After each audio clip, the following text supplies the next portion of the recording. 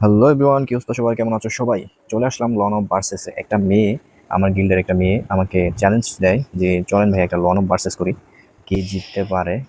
এই পাশে দাঁড়ায় রয়েছে, একটা ওয়ান ট্যাপ মারা ট্রাই করব। ও ও যে দাঁড়ায় রয়েছে, ও মাই গড, আপুটা সত্যি দেখাইলাম, মেরিও করবো না আমি।